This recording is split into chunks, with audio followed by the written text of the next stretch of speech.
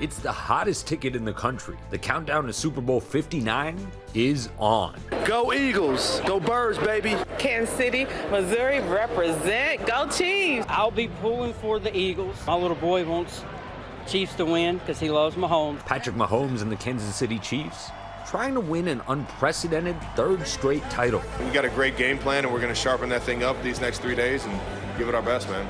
As long as we've had the National Football League, there have been great teams. There have been dynasties. But winning 3 Super Bowls in a row, it's never happened. Standing in the way, Jalen Hurts and the Philadelphia Eagles. Whatever stats are out there, good, bad, or indifferent, I ask myself, did I win? The Super Bowl is the biggest cultural event of the year.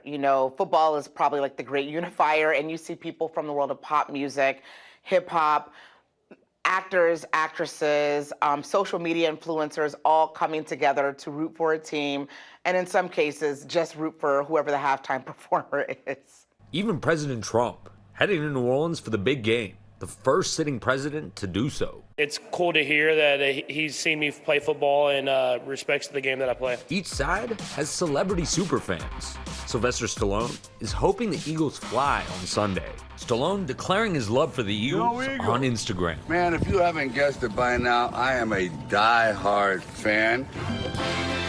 His signature character Rocky Balboa's resilience and underdog status embraced by the team. Music from Rocky played at the beginning of every Eagles home game. Hometown hero Bradley Cooper, who famously tailgated at an Eagles game in Silver Linings Playbook, was on the sidelines with his daughter at the NFC Championship game. The Eagles posting it on Instagram. Cooper even narrating the team's Super Bowl hype video from 2 years ago. It's a Philly thing. And actor Miles Teller, who starred alongside Tom Cruise in the blockbuster Top Gun Maverick, says his love for his hometown team knows no bounds, telling Stephen Colbert. For Philadelphia sports fans, yes, you just bleed it. You got one for life, yes, and your uncle has it tattooed on his leg.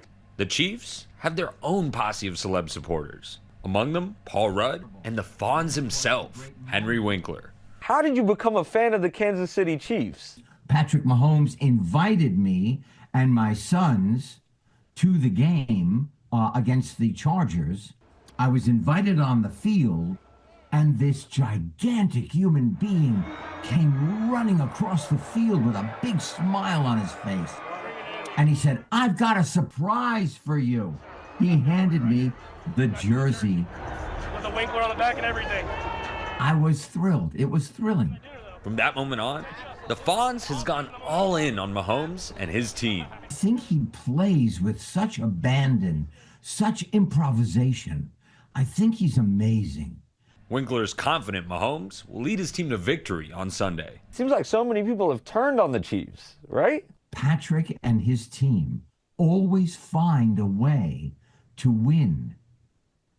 And I think that is extraordinary. And I don't want to say good luck. That's a bad thing in the theater. You don't say good luck. You say break a leg. I don't want to say break a leg. I don't want anybody to be hurt. But I want them to go on to victory. Grammy and Academy Award-winning singer-songwriter Melissa Etheridge is such a big Chiefs fan, she wrote a song about it called Thank You Football, performing it on the Dan Patrick Show. And I'd like to thank the NFL, especially my Chiefs.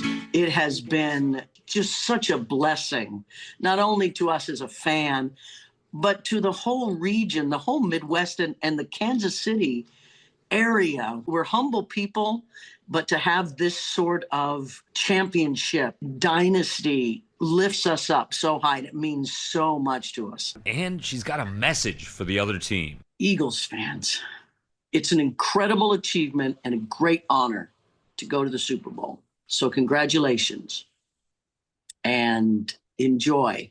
But we're making history here. This is really big for us. So maybe another time for you. Perhaps the most famous Chiefs fan, Taylor Swift, the pop superstar and girlfriend of number 87, tight end Travis Kelce. This year is fun because we have two incredible football teams going head-to-head to try and win that big prize. And then we have Taylor Swift, who's probably the most famous wag out there right now that we know will be at the game. She was at the Super Bowl last year, bringing some famous friends along, including rapper Ice Spice and Blake Lively. I do think people are wondering who she's going to bring to this year's Super Bowl, given that all the eyes were on her suite last year. The 2024 Super Bowl drew a record number of female viewers, up 9% from the year before, some crediting Swift with that spike. The NFL wants more women and girls to be fans, to buy the products, to watch the games, to buy tickets. And Taylor Swift is the gift that keeps on giving in that way. The question on every Swiftie's mind, will there be bad blood at halftime? I don't hate you, but I hate to critique, overrate you. These beats of a dark heart use bass lines to replace you. The collab between Taylor Swift and Kendrick Lamar had that epic video. If you love like that, blood run, 'cause baby,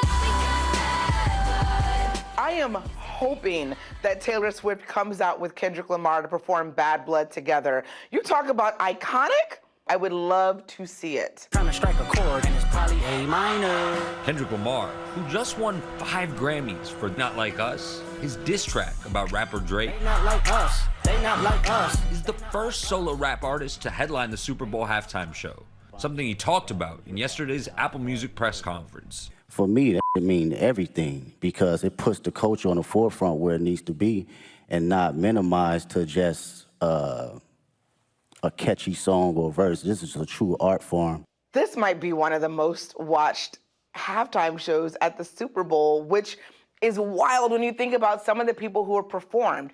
Beyonce, Prince, Michael Jackson, Bruno Mars, Lady Gaga.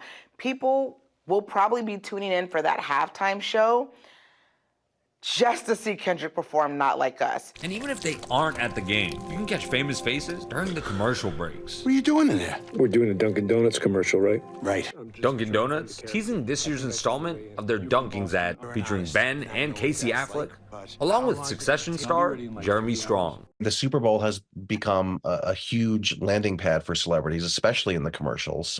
I spoke to sources who say that they expect between 80 and 100 celebrities, actors, and musicians to appear in this year's Super Bowl commercials. And their payouts can be huge. Beyonce reportedly getting $30 million for her Verizon Super Bowl ad last year. Beyonce breaks the internet, but can she break Verizon? Broken? No. Sunday's matchup is promised to be a game for the history books, but regardless who ends up on top, when it's Super Bowl Sunday, it sure feels like it's America who wins. It averages over 100 million viewers. Almost everyone in the country is tuning in. It's just such a unique cultural proposition that it really is kind of the last big piece of American pop culture that we all watch.